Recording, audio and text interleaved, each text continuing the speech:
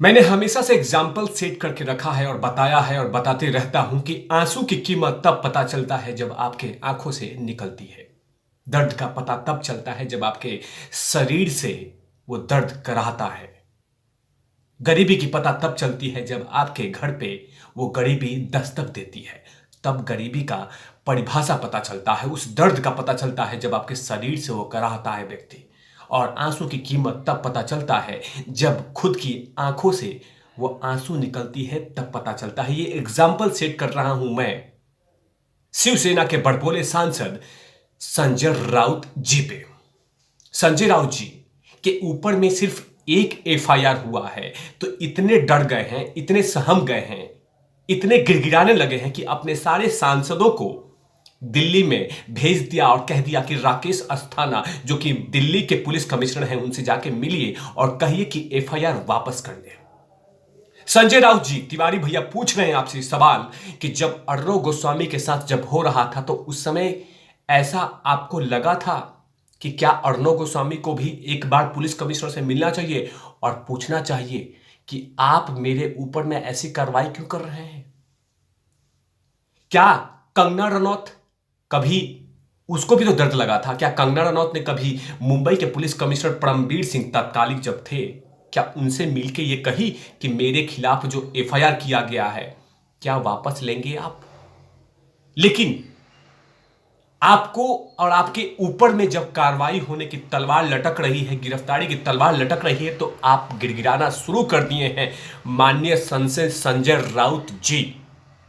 और आपने पूरे सांसदों को भेज दिया, शिवसेना के वो तमाम सांसदों को और राकेश अस्थाना जी के घर पे दस्तक दिलवा दिया और कह दिया कि आप अपना एफआईआर वापस कीजिए। क्यों एफआईआर वापस हो? मतलब आपको जो मर्जी में आएगा आप बोलेंगे, आपको जो मर्जी में आएगा वो करेंगे।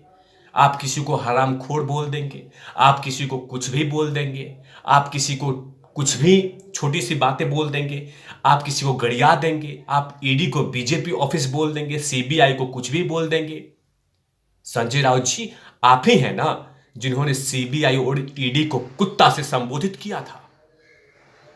और आज जब आपके ऊपर में गिरफ्तारी की तलवार लटक रही है तो आप गिड़गिड़ा रहे हैं और तमाम सांसदों को भेज कर ये कह रहे हैं, दबाव बना रहे हैं दिल्ली के पुलिस कमिश्नर के ऊपर में कि आप उसको वापस ले लीजिए जो एफआईआर हुआ है। लेकिन जो आपने भाषा की इस्तेमाल किया है उन तमाम बीजेपी के महिला कार्यकर्ताओं के लिए, क्या वो जायज था? कोई कॉमन मैन अगर इस तरह का बात बोलता, इस तरह की बातें रखता तो वो कब का गिरफ्तार हो जाता और उसका बेल तक नहीं मिलता और समय भी नहीं दिया जाता कि उसको अपनी बात रखने का।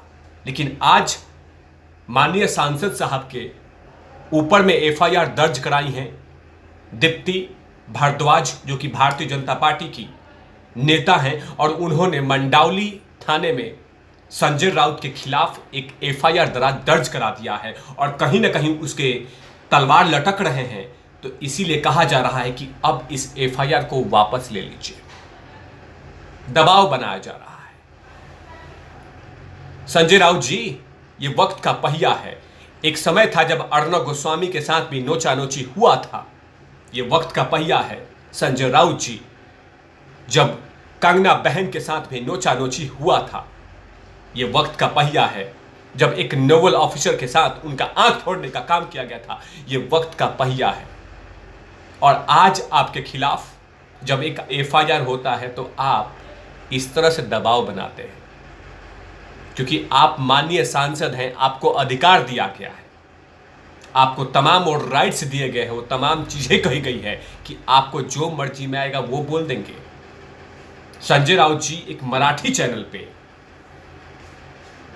एक इंटरव्यू के दौरान में भारतीय जनता पार्टी के उन तमाम महिला कार्यकर्ताओं के बारे में ऐसी भाषा का इस्तेमाल किया जिसको कि मैं कह नहीं सकता अपने चैनल पे, अपने इस वीडियो में। लेकिन हाँ, वो सांसद साहब हैं, कुछ भी कह सकते हैं, कुछ भी बोल सकते हैं, उनको कोई नहीं रोक सकता क्योंकि वो सांसद महोदय हैं, शिवसेना के बड़े लीडर हैं। लेकिन हाँ, अब उनके ऊपर में तलवारें लटक रही हैं गिरफ्तारी की, तो एक दबाव बनाया जा रहा है, माहौल बनाया जा रहा है कि हाँ, ऐसा कीजिए और एफआईआर वापस ले लीजिए। लेकिन उन तमाम शिवसेना सांसदों को पता है कि यह परमबीर सिंह नहीं, यह राकेश अस्थाना है। टैलेंटेड पुलिस कमिश्नर ये परमबीर सिंह नहीं, राकेश अस्थाना है। खौफ खाते हैं वो तमाम अपराधी जो दिल्ली में नहीं, दिल्ली के आसपास में विराजमान है। लेकिन हां, संजय राउत जी लगातार कोशिश कर रहे हैं कि क्या पता राकेश अस्थाना डर जाए। पुलिस कमिश्नर को डराने की कोशिश हो रही है कि सांसद साहब तमाम लोग आए हैं, उनके कहने पे क्या पता ये वापस ले लेगी। वापस तो बीजेपी के कार्यकर्ता लेंगी जिन्होंने एफआईआर कराया है संजय राउत जी के खिलाफ। जिस भाषा का इस्तेमाल किया है संजय राउत जी ने, उस भाषा से कहीं ना कहीं वो तमाम कार्यकर्ता क्षुब्ध और अपने आप को ठगा महसूस कर रही हैं। इसीलिए इस तरह का एफआईआर और इसके लिए उस पर कार्रवाई करने के लिए लगातार कोशिशें कर रही हैं। आखिरकार वो तमाम चीजें क्या हुई है, आखिर कौन सी भाषा का इस्तेमाल किया है संजय राउत जी ने और उस भाषा का इस्तेमाल क्या किया है, ये बतलाना बहुत ही जरूरी है।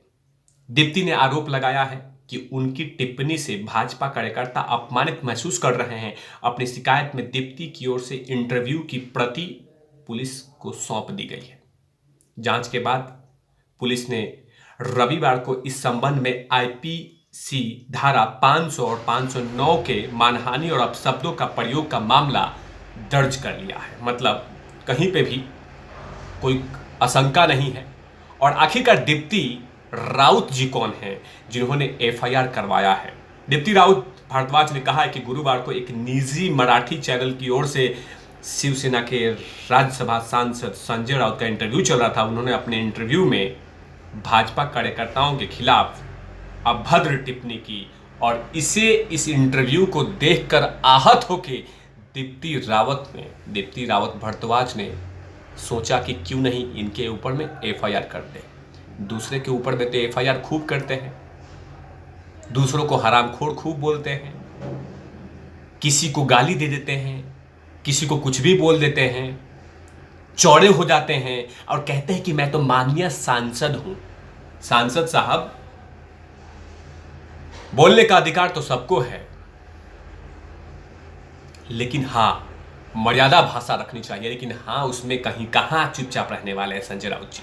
संजय राउत जी तो मानते हैं कि जिसको मन में आएगा उसी को कहूंगा, जो करना है कर लो।